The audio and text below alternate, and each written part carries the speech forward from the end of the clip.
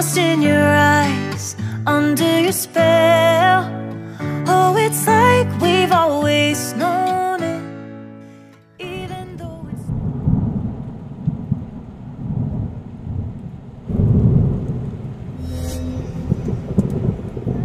Hello, good morning. So ito yung ating 4th day. Itong leg na to ay yung tatagusin na natin yung Claveria, Calanasan to Cabugao.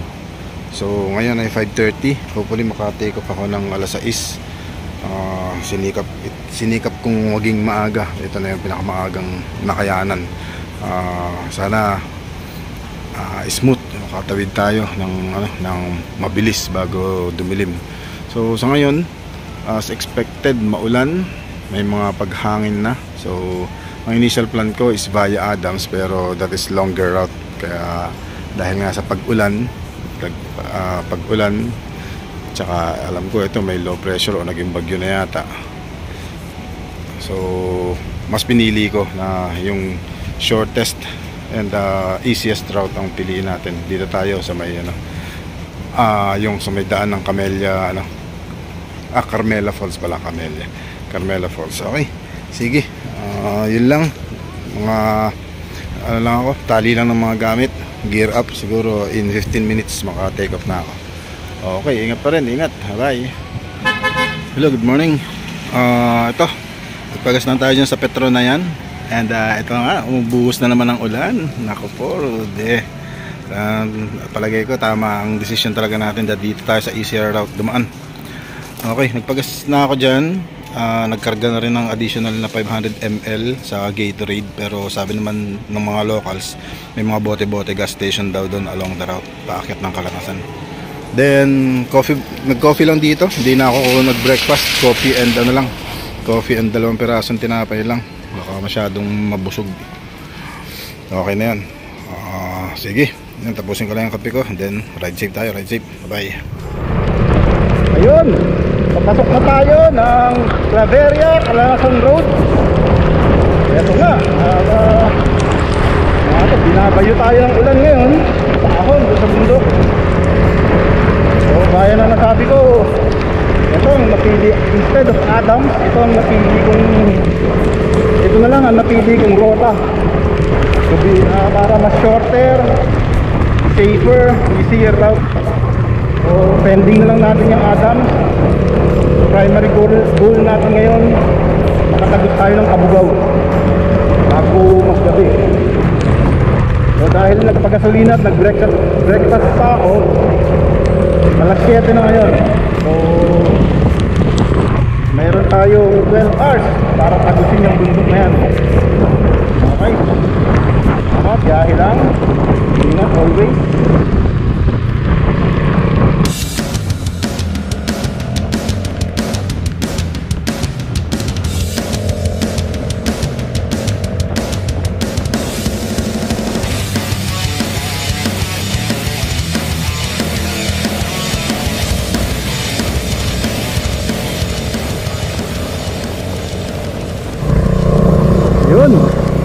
So nakalampas na tayo doon sa may boundary arc.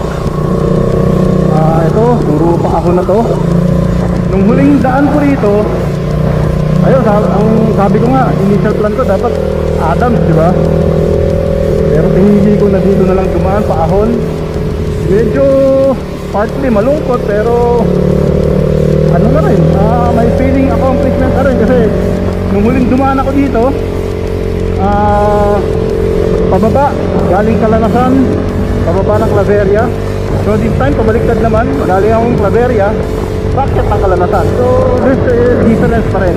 Sabagay, gano'n man eh, kahit pabalik-balik sa isang lugar, hindi mangyayari na parang inulit mo lang, lagi may difference. Okay, isa pang kwento, way back 2018, rough road pa to. All the way yan, mula Ilocos, Calanasan, tapos pababa dito sa Claveria. Rough road dito hanggang dyan sa may sa may boundary. Ngayon sementado na, ganda na.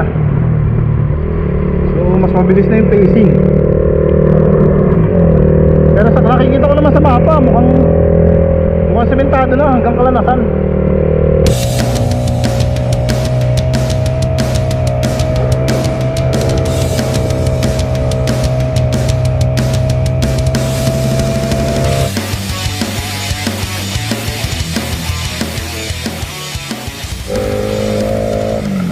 Ang ganda oh. Mostly forest na mahamog. Ganda. Picture nga tayo dito.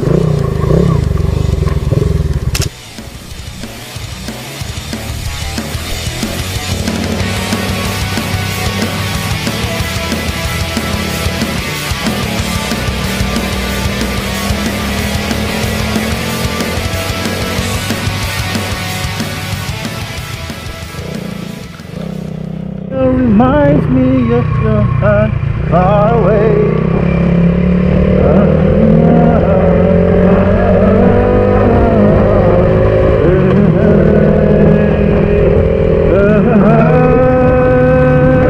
Country road, take me home to the place where I belong. West Virginia, Mountain Mama. Yun, nakalampas tayo ng sa may area ng Carmela Falls.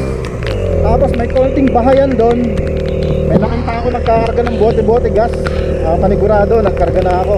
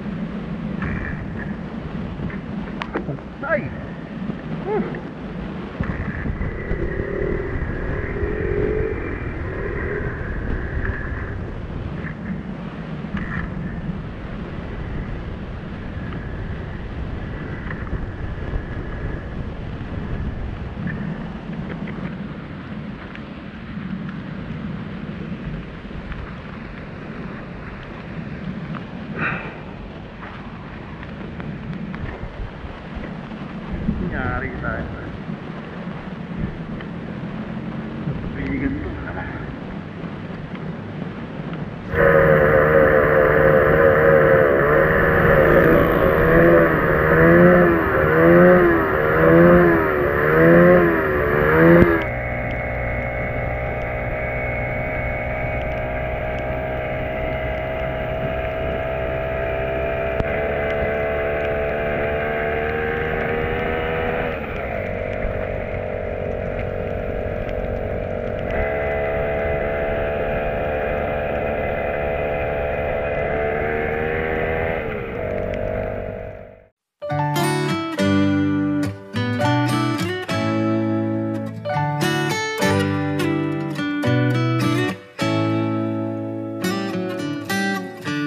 Lost in your eyes, under your spell. Oh, it's like we've always known it. Even though it's new, I can already tell. Oh, that this feeling is taking over. Can we take our time? I wanna savor us. Every thought on my mind of you and I getting together. Gotta tell ya, I gotta tell ya, I wanna love ya, I wanna love ya. Alright, time check, 10 o'clock. Kalanasan na tayo. Ito si Tyke, nakarating ng Kalanasan. Nasurvive niya na yung Claveria Kalanasan Road. Ano, sementado pero ang daming landslide. Papalya-palya pa kanina, mukhang nakahuyot ng tubig. Ito, Kalanasan. Yan ang Kalanasan. Gaya ng nakwento ko na dati. Bata pa ako, kinikwento na ni Red Bull to. Shout out kay Airpat Red Bull. Kinikwento na ni Red Bull to. Wala pang karsada yan, sa ilog sila dumadaan. Tapos makakarating ka dito sa gitna ng kabundukan, merong isang munisipalidad. Nice. Okay, Kalanasan. Thank you.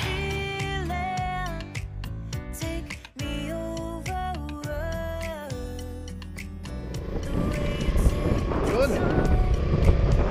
Galing tayo ng Kalanasan. Ito na yung karsada papunta dun sa intersection na papunta ng Ilocos saka yung papunta ng Cabugao. Kapansin-pansin na marami talagang landslide. Alam ko yung mga landslide na to, dulot pa ito nung nagdaang bagyo pa uli. Nung nagdaang bagyo pa. Tapos ngayon may bagyo na naman ngayon. Mag-uulan na naman. Although mukhang mainit dito sa parting ito, pero sabi sa rainfall forecast dito sa area na to ng Kalanasan, Cabugao, ay mamayang alas 3 ng hapon bubugos ang ulan. Pero kita nyo naman, galing tayo ng Cagayan, talagang ang Kalanasan, talagang walang buhay ang ulan. Isa rin sa reason yun, kaya mas gusto ko na pagtuloy-tuloy para makalabas na, dahil alam natin may bagyo, sigurado makarating yung ulan-ulan na yan. Okay, tuloy-tuloy tayo. Ito na nga yung landslide, oh. Sariwa pa. Pero ganito naman sa Cordillera area, lagi may nakaabang na taga-clear ng landslide. Naka-deploy yan sa mga posisyon niya mga yan. May naging landslide, pupunta na lang sila para i-clear. So, landslide again, hanggang sunod-sunod na landslide, oh. Dami.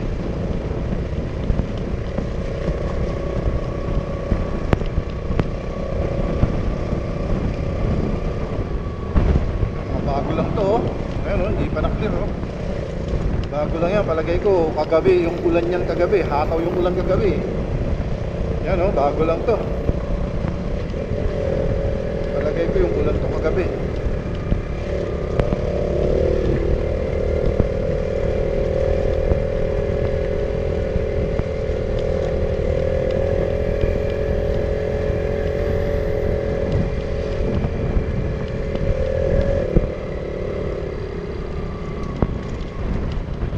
Bago lang, oh.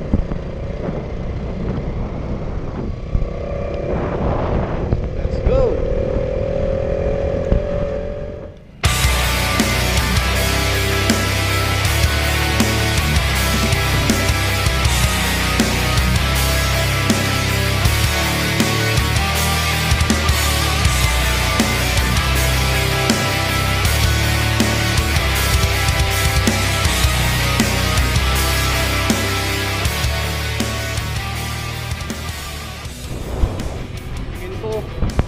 Yung kanan, mukhang yan yung papunta ng Ilocos.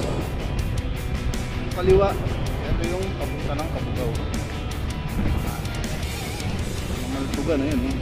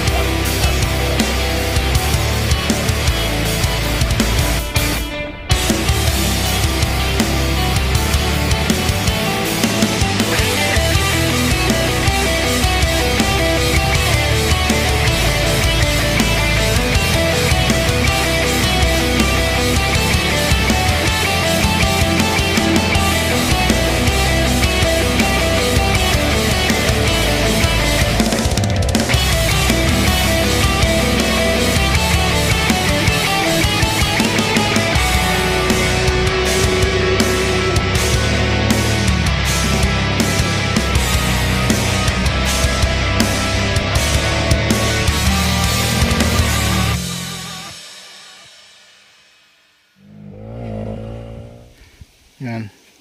Kasabihan nga, basta may nakikita kang motorsiklo o tricycle, hindi mawawala ng gasolahan. Eto, may bote-bote gas station dito sa tuktok ng bundok ng Kawalan. Ayun. Oh. Itong part na to, sakop na daw to ng Kabugao, pero malayo pa yung bayan mismo. Baryo na to ng Kabugao. Okay, tara, biyahe tayo.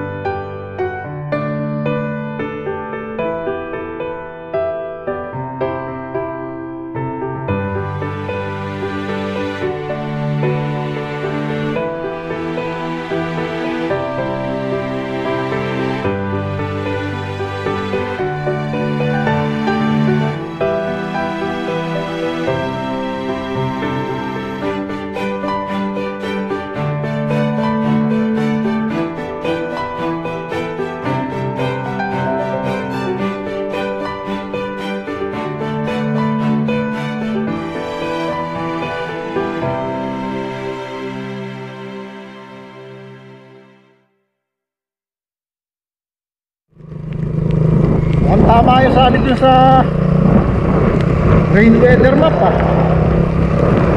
Sabi nandito na ako sa Kabugao. Sabi alas 3 daw dadating ang ulan dito sa Kabugao. O tama nga, around 3 PM ngayon bumuhos ang ulan. Tuloy lang, at least wala na tayo sa kabundukan na posibleng mag-landslide.